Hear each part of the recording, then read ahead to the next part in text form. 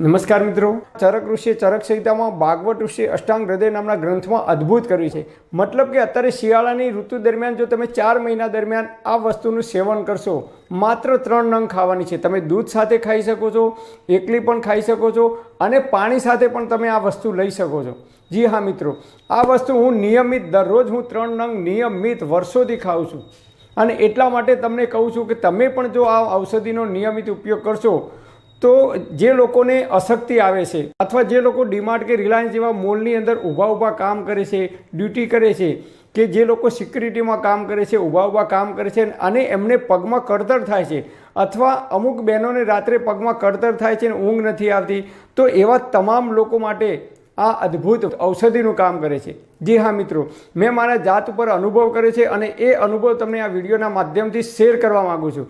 તો મારા ઘરની અંદર નિયમિત આ ખવાય છે અને તમે પણ જો નિયમિત ખાશો તો ક્યારેય પગમાં કળતર નહીં થાય, પગમાં દુખાવો નહીં થાય, અશક્તિ નહીં આવે। અને અશક્તિના કારણે જે લોકોને વારંવાર પગમાં નસ ચડી જાય છે કે કમરમાં ચસકો પડે છે કે ઊંઘ નથી આવતી રાત્રે, એ તમામ પ્રકારની સમસ્યાઓનું સોલ્યુશન આવી જશે। અને જે લોકોને શિયાળાની અંદર કટકટ અવાજ આવે છે હાડકાની અંદર કેલ્શિયમની ઉણપના કારણે, અને જે લોકોને લોહીની ઉણપ થાય છે, તો આ ઔષધિની અંદર કેલ્શિયમ ભરપૂર પ્રમાણ છે, આયર્ન એટલે કે લોહ તત્વ ભરપૂર છે। એટલે આ ઔષધિનું નિયમિત જો આપણે પાન કરીશું તો આપણા નસની અંદર લોહી ભરાય છે। મતલબ કે આપણને ઇન્સ્ટન્ટ એનર્જી મળે છે, શક્તિ મળે છે, તાજગી મળે છે। તો જે લોકો રાત્રે થાકીને આવે છે એ લોકો રાત્રે ઊંઘતા પહેલાં 1 ગ્લાસ ખાલી પી જવાનો, તમને ઇન્સ્ટન્ટ એનર્જી મળશે। આ મેં મારી જાત ઉપર અનુભવ કરેલો છે એટલે હું તમને આ સાથી ઠોકીને કહી શકું છું કે તમે નિયમિત ઉપયોગ કરશો તો કેલ્શિયમની ઉણપ નહીં આવે, આયર્નની ઉણપ નહીં આવે, વિટામિન B12 કે કોઈપણ પ્રકારના વિટામિન કે ખનિજની પણ ઉણપ નહીં આવે। અને જે લોકોને હિમોગ્લોબિનની કમી આવે છે ને એના લીધે શરીરમાં જે કંઈ પ્રોબ્લેમ આવે છે એ તમામ પ્રકારની સમસ્યાઓ દૂર થશે। આ નિયમિત તમે સવારે પણ પી શકો છો, રાત્રે પણ પી શકો છો અથવા દિવસે પણ તમે આનો ઉપયોગ કરી શકો છો। નાના મોટા સૌ આનો ઉપયોગ કરી શકે છે, આની કોઈ આડઅસર નથી। અને જે બહેનો માતા બનવાની છે એ બહેનો પણ આનો ઉપયોગ કરી શકે છે, આની કોઈ આડઅસર નથી। તો આ વસ્તુનું નામ છે ખજૂર। જી હા મિત્રો, આપણે સામાન્ય ખજૂર લાવવાની છે, માપની કોઈ હાઈફાઈ ખજૂર લાવવાની નથી કે જેની અંદર એકદમ બ્લેક કાળા કલરની આવે, મોંઘી એવી ખજૂર પણ લાવવાની નથી। 7 ખજૂરનો નિયમિત ઉપયોગ કરું છું। દરરોજ હું 3 નંગ ખજૂર ખાઉં છું। તો રાત્રે સૂતી વખતે જો તમારે ખાવી હોય તો બપોરે 12 વાગે 1 ગ્લાસ દેશી ગાયનું શુદ્ધ દૂધ લેવાનું। ભેંસનું દૂધ લેશો તો જે લોકોને શરીરમાં વજન વધારે છે, ચરબી વધારે છે, એ લોકોને શરીરમાં ચરબી કે વજન વધી શકે છે, એટલે એ લોકોએ ગાયના દૂધનો જ ઉપયોગ કરવાનો। દેશી ગાયનું શુદ્ધ દૂધ લેશો તો એ આયુર્વેદમાં કહે છે કે દૂધ એ સંપૂર્ણ આહાર છે। 1 ગ્લાસ ગાયનું દૂધ અને પલાળી દેવાની।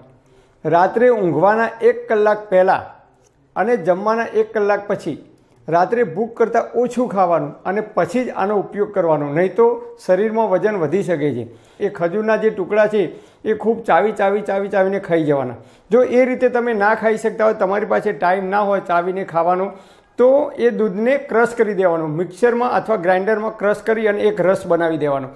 પછી ધીમે ધીમે ઘૂંટડે ધીમે પીવાનું છે। એક સાથે પી નહીં જવાનું, ધીમે ધીમે ઘૂંટડે મોઢામાં ફેરવી અને પીવાનું છે, જેથી કરીને લાળ એની અંદર ઉતરશે તો એ ખૂબ ઝડપથી પાચન થશે।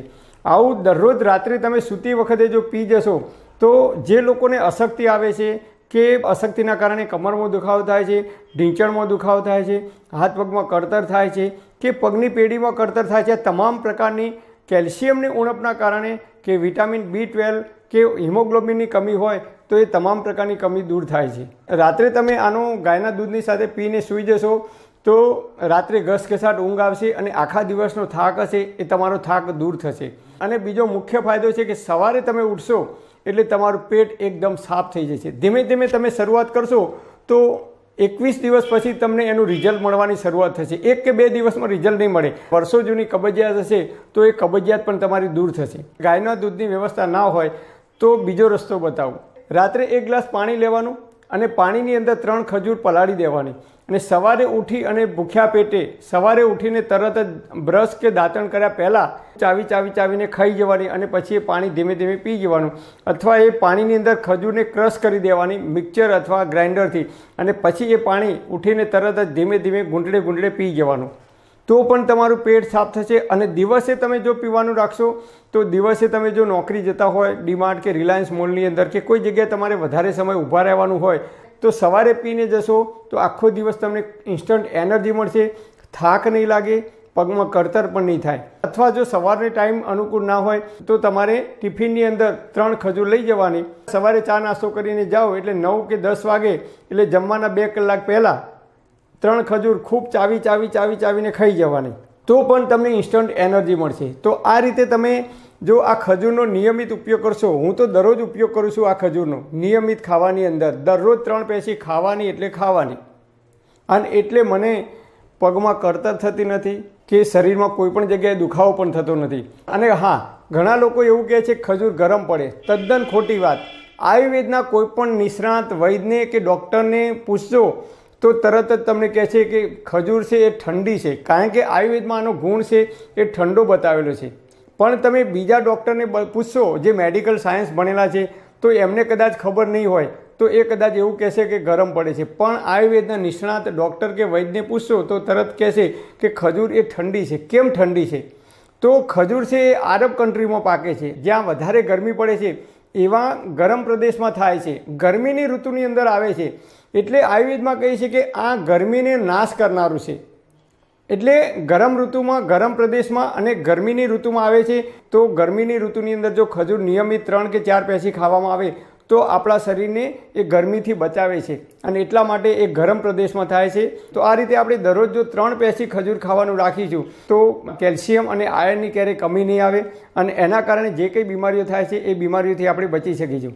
પરમપિતા પરમાત્મા આપ સર્વેને તંદુરસ્ત અને નિરોગી રાખે એવી હૃદયપૂર્વક મારી પ્રાર્થના। Thanks for watching my video. Thank you.